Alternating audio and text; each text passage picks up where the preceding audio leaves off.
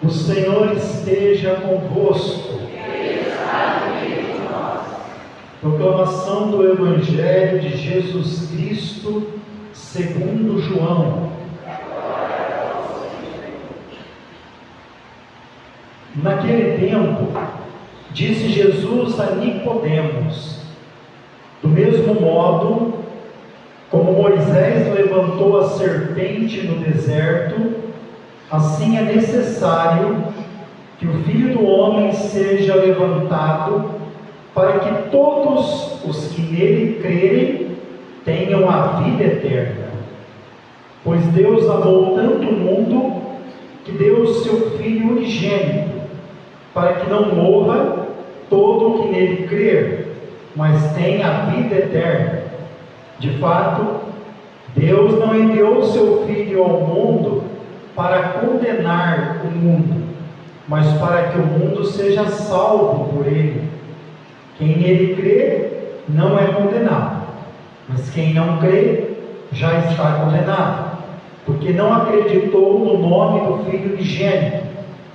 Ora, o julgamento é este: a luz veio ao mundo, mas os homens preferiram as trevas à luz, porque suas ações eram más. Quem pratica o mal odeia a luz, e não se aproxima da luz, para que suas ações não sejam denunciadas. Mas quem age conforme a verdade, aproxima-se da luz, para que se manifeste que as suas ações são realizadas em Deus. Palavra da salvação.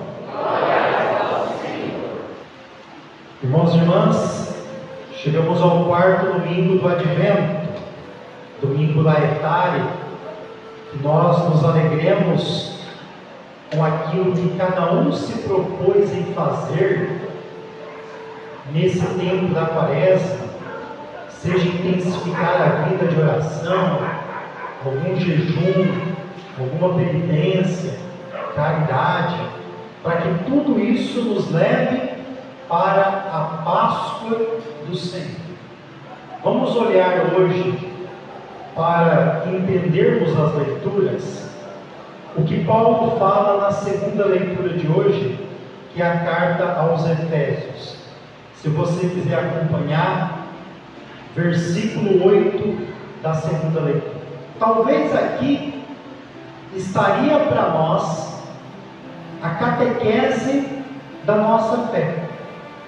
Aqui nesse pequeno resumo de estudo de como que é o nosso caminho de salvação. É pela graça que somos salvos, mediante a fé. Nós não somos salvos porque fazemos muitas coisas.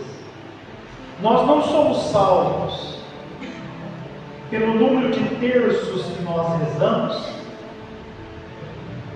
nem o número de vezes que viemos à missa. Isso é consequência de um bom cristão, é obrigação de quem vive bem a fé.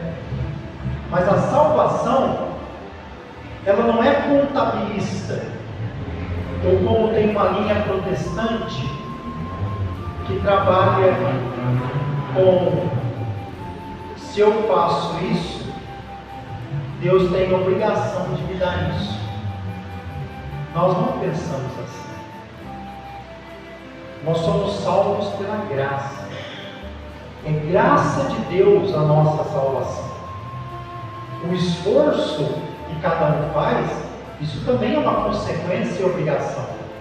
Mas Deus nos salva pela graça, pela misericórdia, pelo amor. Mas é mediante a fé. Sem fé, você vai ser salvo como? Mas não é qualquer fé. Você pode ter fé nessa vela aqui, você não vai ser salvo. A nossa fé é numa pessoa, é em Jesus Cristo. Então é mediante a fé nele que Deus nos salva pela graça. E continua: isso não vem de vós, é dom de Deus. Olha que bonito. Deus nos dá esse dom, está em nós. Por isso, quem crê tem que levar a pessoa ao batismo.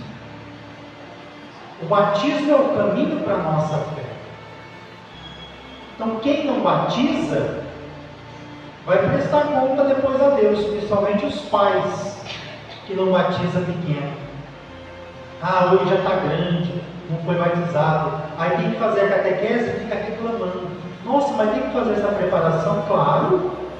Se você não trouxe no tempo certo, tem que se preparar agora bem, para entender o que é o batismo.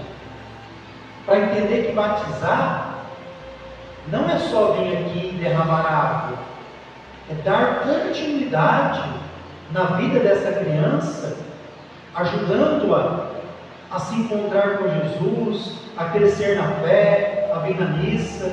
Isso é parte do batismo.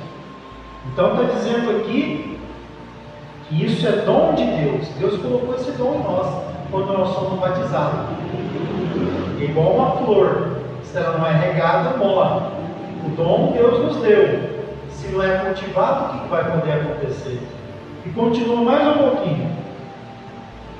Não vem das obras, para ninguém se orgulhe. É claro que nós estamos aqui num contexto judeu, e para eles a obra é obedecer à lei, né? Tem outras pessoas que fazem até obras bonitas, de caridade, valorosas, e devem continuar fazendo. Mas para nós não. Para nós cristãos, as obras que nós fazemos, elas têm que ser baseadas em Cristo. É por Ele que nós fazemos. É um mandato. Não é pela lei, como os judeus, nem é por uma assistência qualquer, como uma boa pessoa faz. Nós fazemos por Jesus. Nós fazemos porque cremos nele. Então não vem pelas obras para que ninguém se orgulhe. Senão a gente ia ficar muito orgulhoso. Nossa, eu faço isso. Eu dou isso. Eu. Não. Né? Então você não precisa ficar orgulhoso pelo que você faz. Seja como Nossa Senhora. Né? Ela serve tanto no silêncio. Ela serve tanto fazendo a vontade de Deus. Ele aqui é a serva do Senhor. Ela serve tanto intercedendo. Eles não têm mais vinho. Ela serve tanto no momento mais doloroso, estando junto de Jesus aos pés da cruz. Então aqui nesse pedacinho aqui, grifa aí para você ler em casa, que isso daqui é fundamental para você viver a sua fé na Igreja Católica. A primeira leitura de hoje, talvez é um livro que muitos não conheçam, é o livro das Crônicas. Mas o que ele conta aqui, muitos livros do Antigo Testamento também falam destas histórias. Primeiro diz que eles multiplicaram as suas infidelidades, foram infiéis a Deus, imitando as práticas abomináveis das nações pagãs. Então as nações pagãs tinham muitos deuses, cultos que não eram nossos. É igual aqueles que gostam só de olhar as coisas dos outros países e ficarem imitando, não tem nada a ver com a nossa religião, com a nossa fé. Então eles fizeram tudo isso, todos esses pecados, né? Profanaram o templo que o Senhor tinha santificado. Hoje, se você quiser entender, é como se alguém entrasse na nossa igreja, jogasse o sacrário no chão, com as hóstias, quebrasse as coisas. Então o templo aqui, que é o lugar sagrado, também foi profanado.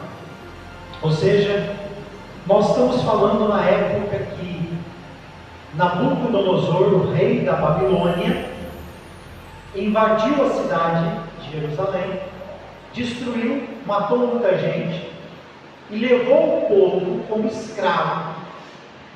Lá, na antiguidade, o povo foi levado escravo para o Egito. Agora o povo está sendo levado escravo para a Babilônia. Imagina você escravo, né? Você não pode mais adorar o seu Deus, tem que cultuar os deuses, você tem que fazer o trabalho escravo, você perde toda a liberdade. O povo está escravo. E mesmo assim, Deus é o mesmo, Deus não muda. Agora pense conosco o trajeto que as pessoas estavam fazendo, que eu comecei a explicar para vocês: infidelidade, abandonar a Deus, práticas que não eram da sua religião. Aí a gente fala, mas será que Deus castigou? A gente tem uma dificuldade de dizer assim: fui eu que escolhi abandonar a Deus, eu que fui buscar essas coisas que não é da nossa religião, eu que fui infiel, eu que pequei, e agora é culpa de Deus o que está acontecendo na tua vida?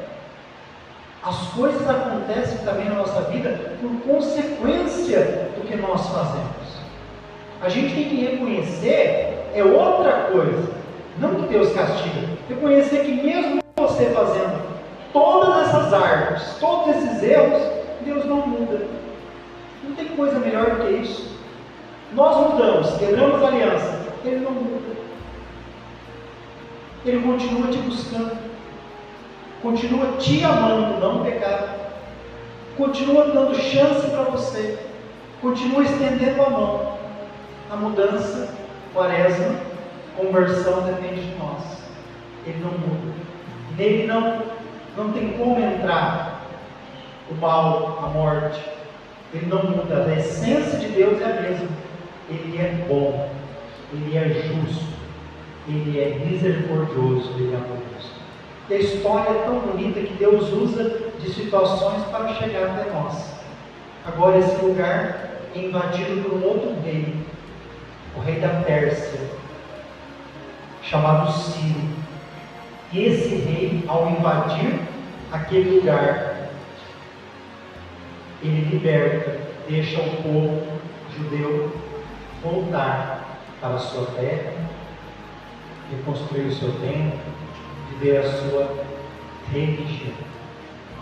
Então, através de uma outra invasão, pega um rei agora misericordioso que ajuda o povo a voltar às suas práticas.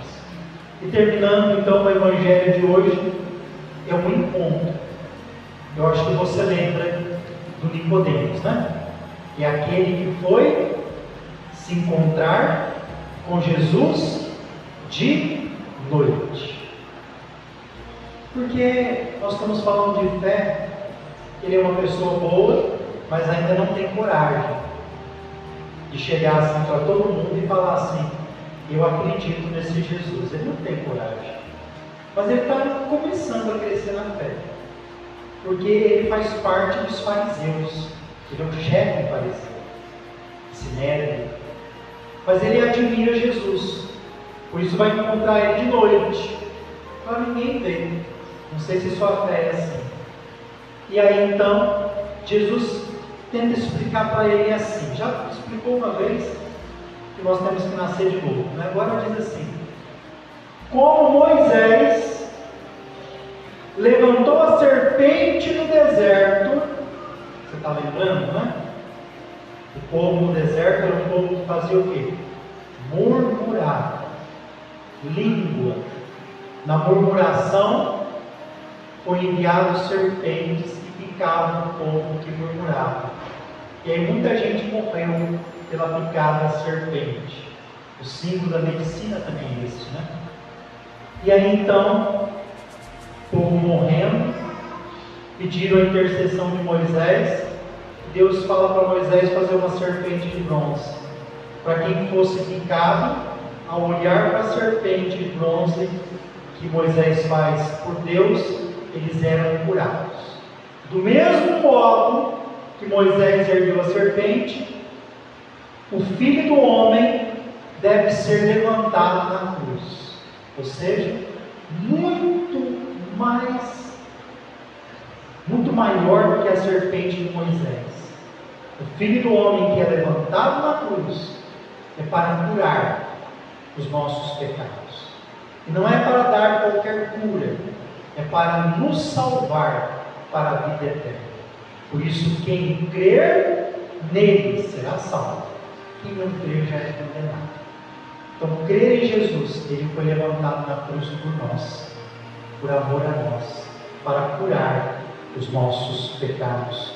Que nós possamos, nesse tempo da Quaresma, da Semana Santa, olhar para Ele, olhar para a cruz que tem o poder de nos salvar. Nós não sejamos como o povo lá. A luz veio ao mundo, eles não reconheceram a luz. Enviou profetas, tantas luzes não reconheceram. Que a gente também abandone as trevas para contemplar essa luz que é Jesus. Louvado seja nosso Senhor Jesus Cristo.